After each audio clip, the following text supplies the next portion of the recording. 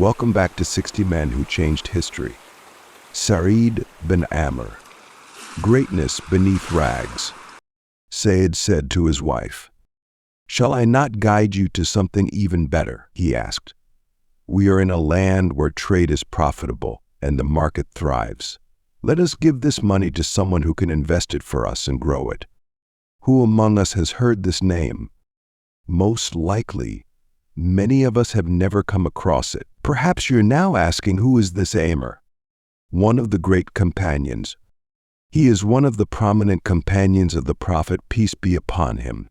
Even if his name doesn't ring as familiar as some of the others, he was one of the greatest in piety and humility, hidden from the limelight. He accompanied the Prophet, peace be upon him, in all the major battles and events, as that was the way of all true Muslims at the time. No believer would ever stay behind, whether in times of peace or war, when the Prophet was present. Embracing Islam. Sa'id embraced Islam shortly before the Battle of Khaybar. From the moment he accepted Islam, he pledged allegiance to the Prophet. He gave his life, his existence, and his destiny for Islam. Obedience, asceticism, spiritual elevation, humility, piety, and detachment from worldly gains, every noble virtue found a home in this pure, upright man who became a great companion to all who knew him. One of the poor, yet rich in spirit. His greatness lies beneath the surface. In a crowd, Sayyid blends in so seamlessly that nothing about his appearance makes you pause or reflect. He appears as just another man, indistinguishable in attire or outward appearance from the poorest of Muslims. Is hidden beneath the surface. When you see Sayyid in a crowd, nothing of his appearance will compel you to pause or reflect. You will see a man indistinguishable in attire or outward appearance from the poorest of Muslims. A hidden majesty. Do you know the pearl hidden within the rough oyster shell? Sa'id is something like that. His beauty, his brilliance, is not on the outside for all to see, but locked away, preserved in the depths of his being. Umar bin al-Khattab searches for a governor of Syria. When the commander of the faithful, Umar bin al-Khattab, relieved Muawiyah from his role as governor of Syria, he began searching for a successor, someone worthy to take on such a significant responsibility. Omar's method for choosing his governors and aides was marked by the utmost caution, precision, and patience. He believed that any mistake committed by a governor, no matter how far away, would ultimately be something God would hold two people accountable for: Omar himself first, and then the one who committed the error. The weight of leadership. Omar's standards for evaluating individuals and selecting his governors were exceptionally refined. His insight into people's characters penetrated beyond the surface. Syria at that time was a major cultural hub. It was a key center of trade and a place overflowing with wealth and luxury. Such a region could easily become a breeding ground for temptation and excess. Omar believed that only a man of unwavering piety, someone before whom the devils of temptation would flee, could govern such a place. In his eyes, Syria required a saint, one detached from worldly desires, deeply devout, and fully committed to God. Then suddenly Omar's voice echoed with certainty. "I found him. Bring me Sa'id ibn Amr, governor of Homs." Later, Sa'id was summoned by Omar ibn al-Khattab, who offered him the governorship of Homs. But Sayyid humbly declined, saying, "Do not tempt me, O commander of the faithful." Omar, however, exclaimed with determination, "By Allah, I will not leave you. Do you all place the trust of this nation and the caliphate on my shoulders, only to abandon me to bear it alone? A duty too heavy to refuse." In that moment, Sa'id was convinced. Omar's words carried a profound truth. How could it be just to entrust Omar with the heavy responsibility of the entire Muslim nation, then leave him without help? If men like Sa'id ibn Amr declined the burdens of leadership, how would Omar find those who could assist him in such grave tasks? And so Sa'id accepted and set off for Homs with his wife, who was still his newlywed. She had been known since her youth for her exceptional beauty and vitality. As they departed, Omar provided them with a generous amount of money to support them in their new role. a modest wife's request. Once they had settled in homes, Said's wife hoped to exercise her right as a wife and invest the money wisely. She suggested that they use it to buy decent clothes, furniture, and household necessities, then save whatever remained. But Said offered her another plan. "Shall I not guide you to something even better?" he asked. "We are in a land where trade is profitable and the market thrives. Let us give this money to someone who can invest it for us and grow it." She responded, "And what if the trade suffers a loss?" To which Said replied, "I will personally guarantee it." His wife agreed, thinking it a sound decision. However, instead of handing their money over to a merchant, Said quietly went out, bought only the bare necessities for their modest lifestyle, and then distributed the rest of the money to the poor and needy. How many people are able to make such a sacrifice in his position? His wife inquires about their business. Days passed, and every now and then, Said's wife would ask about their investment and how much profit it had earned. Each time, Said would calmly reassure her, "It is a successful business and the profits are growing." One day she asked the same question in the presence of a relative who knew the truth. He smiled, then let out a chuckle, which immediately sparked suspicion in Said's wife. Growing curious, she insisted that Said tell her the truth. With a soft sigh, Said finally confessed he had given away all of the money in charity from the very first day. The tears of disappointment. Upon hearing this, his wife began to weep, filled with regret. She lamented that she hadn't been able to make use of the money, neither had she purchased anything for herself, nor was the money still with them. Said looked at her, her tearful eyes only adding to her beauty and innocence. But before the touching scene could stir any weakness in his heart, he quickly turned his soul towards heaven. In his mind, he saw the faces of his companions, those who had already departed to be with Allah. With a peaceful resolve, he said, "I had companions who have already gone ahead to God, and I would not want to stray from their path for anything, not even for all the riches of this world. A greater sacrifice." As he spoke, he worried that her beauty might weaken his resolve, so as if speaking both to himself and to her, he continued, In paradise there are maidens with such beauty that if just one of them were to glimpse at the earth, her light would outshine both the sun and the moon combined. If I were to sacrifice you for the sake of being with them, that would be more fitting than to sacrifice them for the sake of you." He finished his words just as calmly and serenely as he had begun, with a smile of contentment on his face. His wife, seeing his unshakable faith and the peace that came from his convictions, became quiet. She realized that no path would be better for them than to follow in Said's footsteps, embracing his humility and piety and learning to live with the same selflessness and devotion to Allah. Is it possible that we can walk such a path of sacrifice and spiritual devotion? The rebellion of Homs.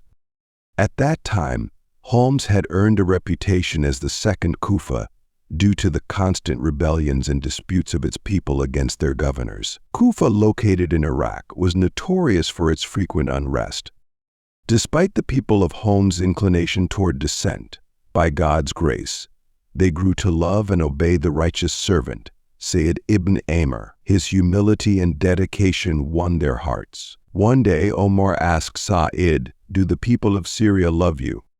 Said responded, "Yes, because I support them and stand by them." Love amidst rebellion.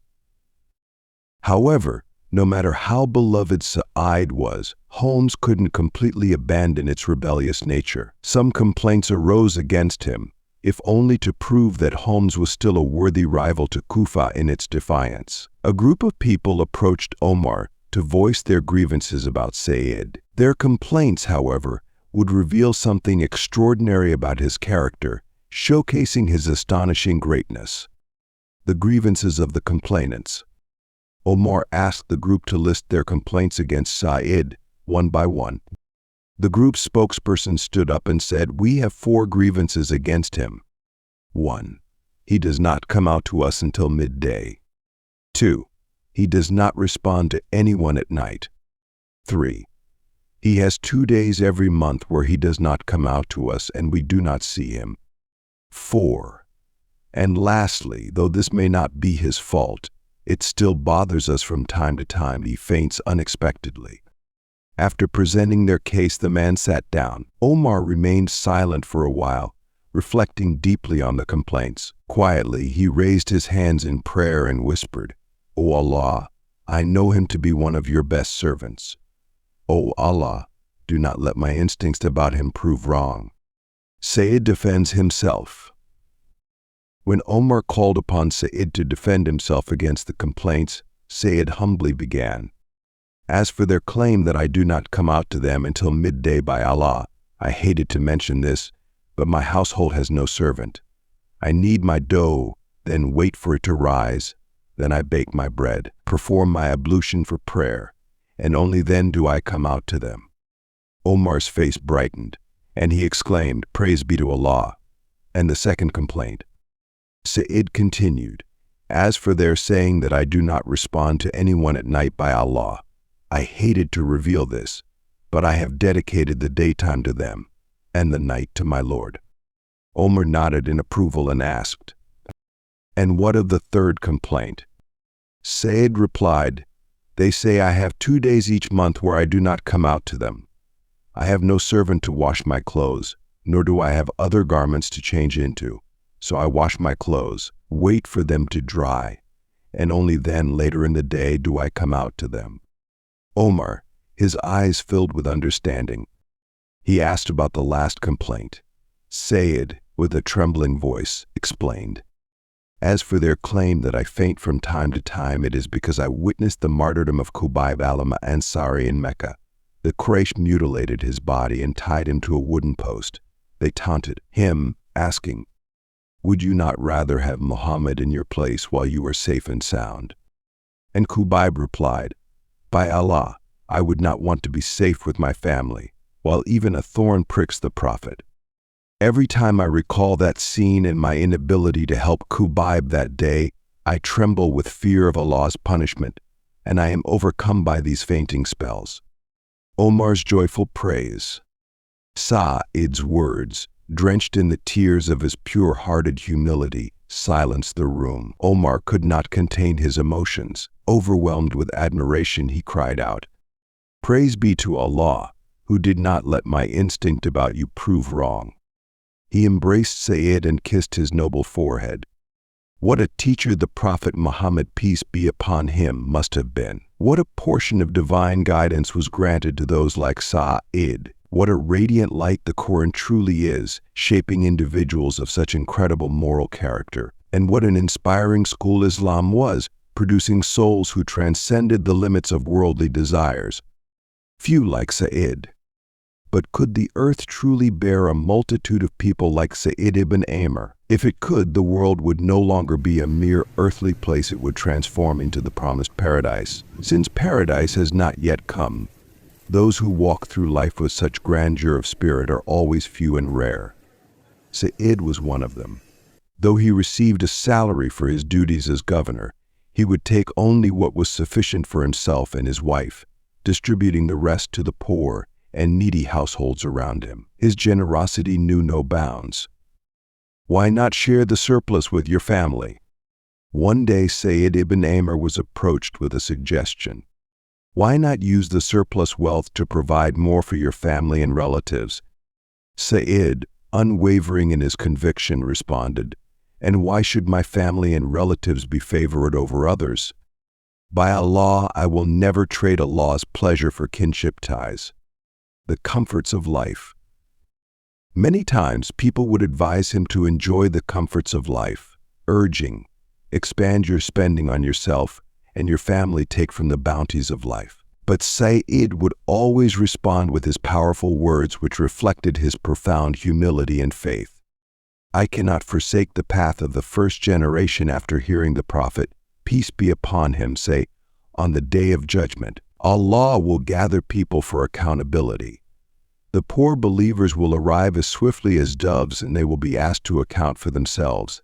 They will respond, 'We had nothing to account for.' And Allah will declare, My servants have spoken the truth, and they will enter paradise before others.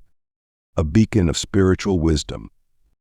It was narrated by Sa'id himself from Anas, may Allah be pleased with him, that the Prophet said, "The example of a good companion is like that of a perfume seller. If he does not gift you some of his fragrance, you will still benefit from the scent. And the example of a bad companion is like a blacksmith. If he does not burn your clothes, you will still be harmed by the smoke." Sa'id's life was a living embodiment of this prophetic wisdom. He surrounded himself with the righteous and lived with the consciousness of the hereafter, avoiding anything that could taint his heart or deeds. A long-awaited reunion. In the 20th year of the Hijrah, Sa'id met his Lord, his soul as pure as it had ever been, his heart full of piety, and his life adorned with integrity. He had long yearned for the reunion with the early companions, the first generation for whom he had dedicated his entire existence. His longing for the Prophet, his guide and teacher, had grown over the years, as did his desire to be reunited with his companions, those devoted, purified souls who had already crossed over. Today, Sa'id meets them with a heart full of joy and a soul at peace, unburdened by the weight of worldly possessions or desires. All he carried with him were his piety, asceticism, and righteousness, the virtues that weighed heavily on the scales but not on the back. The day Sa'id passed away. Sa'id ibn Amr passed away on the 26th of Shawwal in the year 220 after Hijrah, at the age of 86. May Allah have mercy on his soul. A final tribute. Assalamu alaikum, Sa'id ibn Amr, in this life and in the hereafter. Your refusal to indulge in worldly pleasures, even for the sake of your loved ones, proves your unwavering commitment to a higher purpose. You were only motivated by the eternal rewards awaiting the righteous, those who chose a path of self-denial for the sake of Allah. Your life was a radiant example of true greatness, defined not by material wealth but by unwavering faith and selfless devotion. May Allah inspire us to live with similar purity, detaching ourselves from worldly attachments. If this story has inspired you, please share it with others. Your support means everything to us. Tawheed Foundation. 60 men changed history.